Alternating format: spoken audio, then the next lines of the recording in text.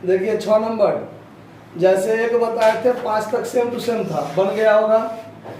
6 number सवाल देखिए, एक समांतर श्रेणी के n पदों का योग 48 है, प्रथम पद 20 है, सार्वंतर -4 है। ये प्रश्न भी सेम है, बस अंतर क्या है कि इसमें आपको बस 3 आइटम क्लियर कर दिया है, ठीक, और एपी का जो क्रम है वो क्रम नहीं दिया है।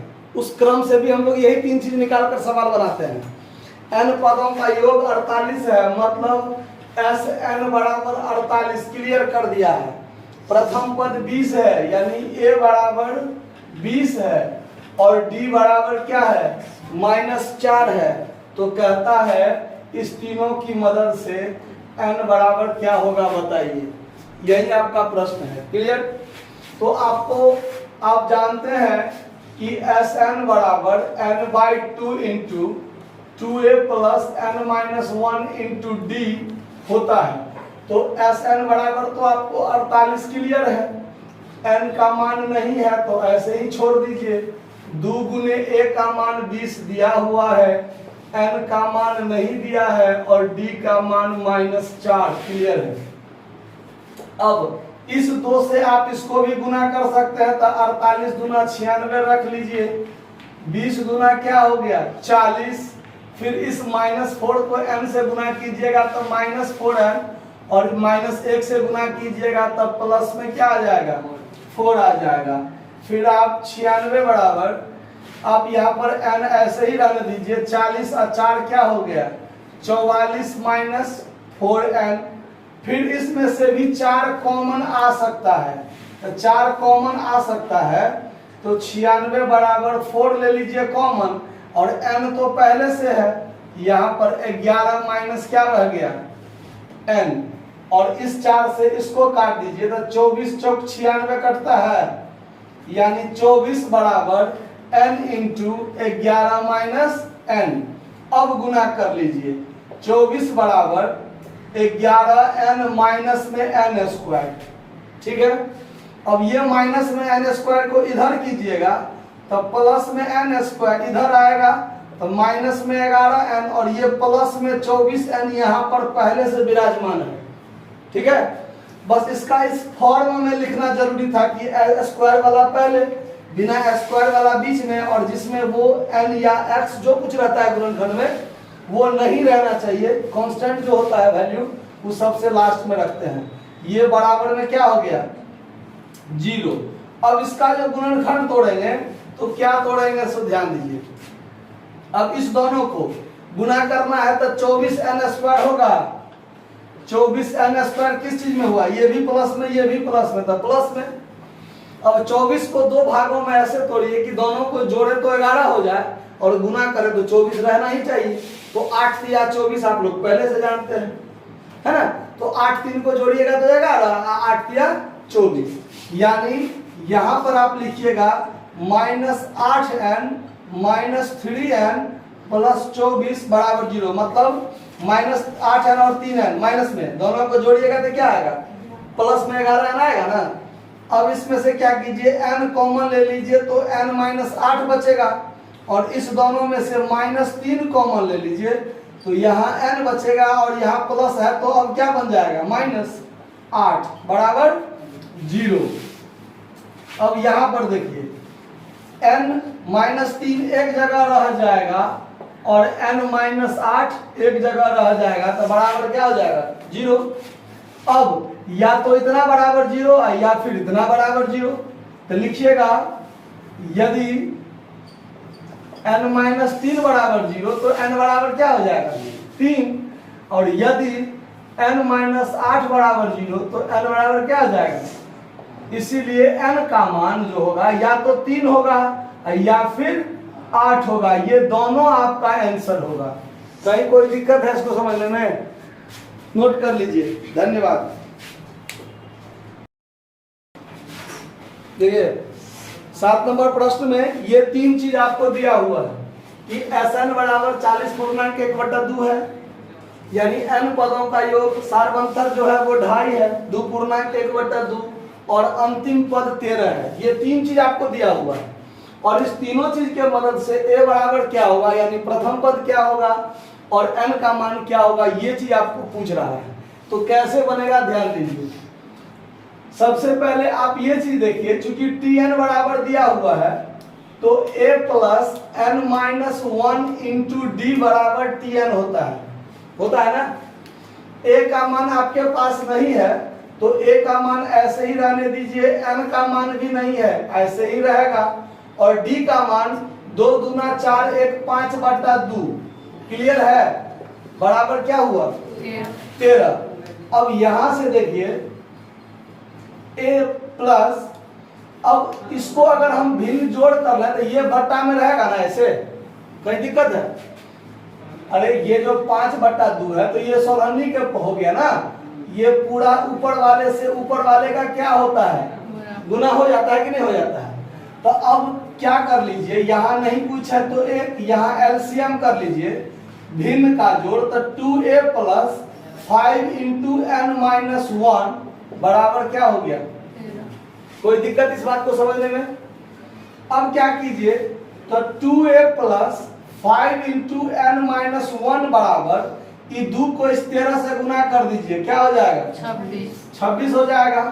अब क्या कीजिए, 2a बराबर 26 बट्टा में ये पूरा से क्या कर दीजिए, ये पूरा भाग नहीं, गलती कर रहा है, एक स्टेप और करिए लीजिए, 2a प्लस इसको गुना कर लीजिए तो 5n माइनस 5 बराबर क्या 26। अब 2a बराबर में ये उधर जाएगा तो 26 प्लस 5 और 5n जाएगा तो माइनस में रहेगा, तो 2a बराबर 26 और 5 31 माइनस क्या हो जाएगा 5n, तो a बराबर क्या हो जाएगा 31 माइनस 5n बट्टा 2।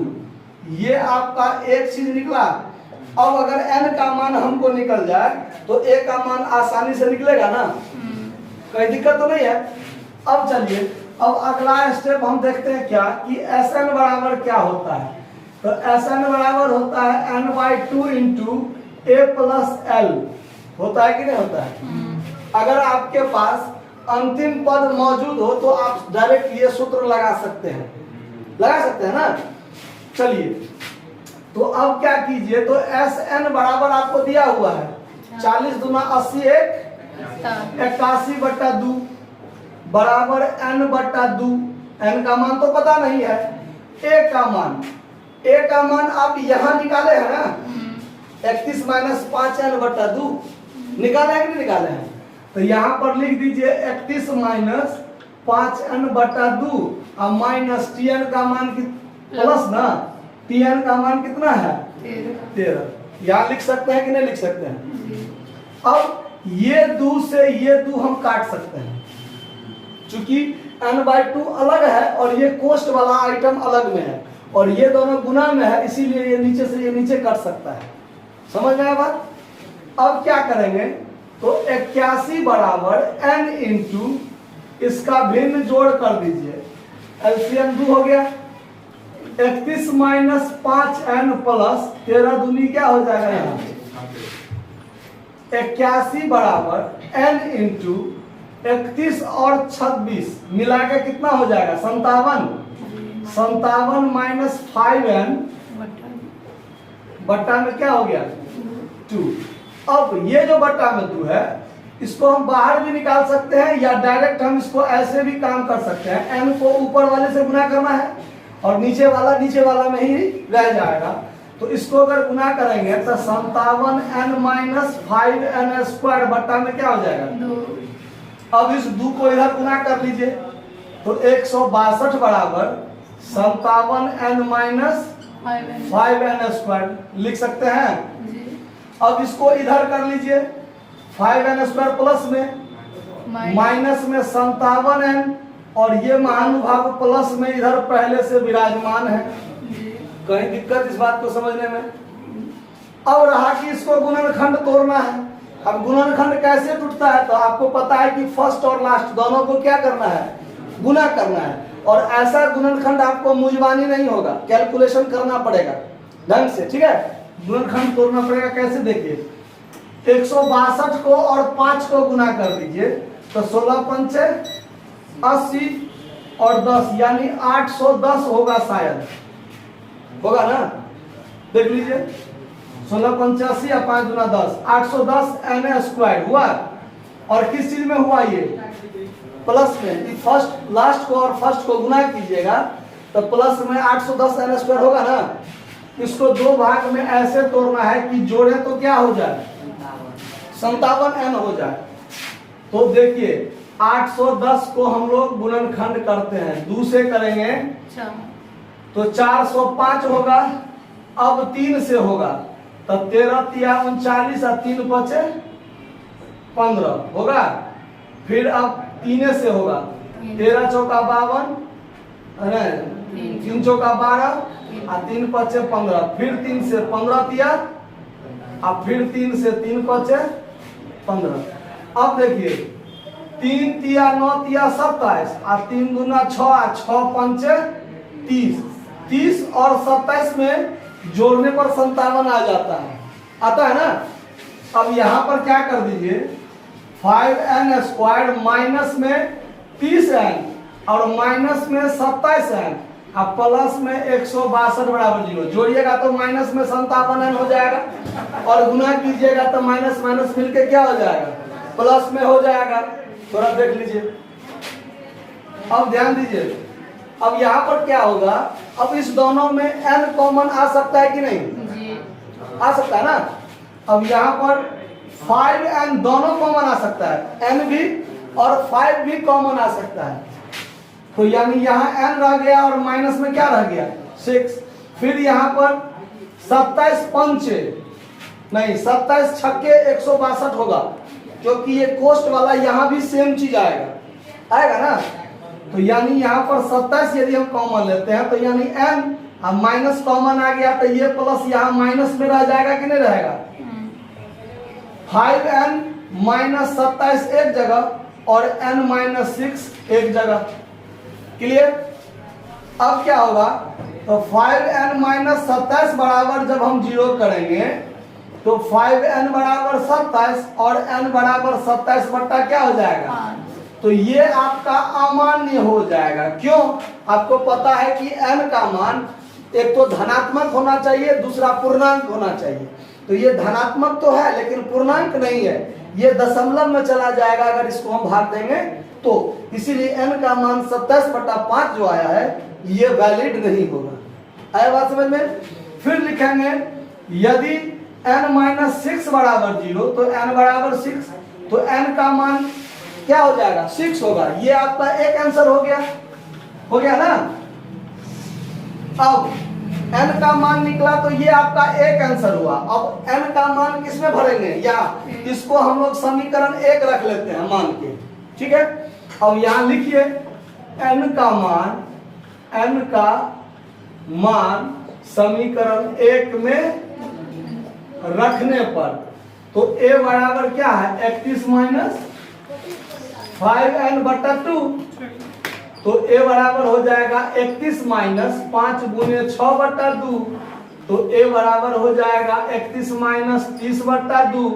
तो a बराबर हो जाएगा 1/2। आपका ये एक आंसर हो गया और दूसरा आंसर ये हो गया। कहीं कोई दिक्कत है समझने में?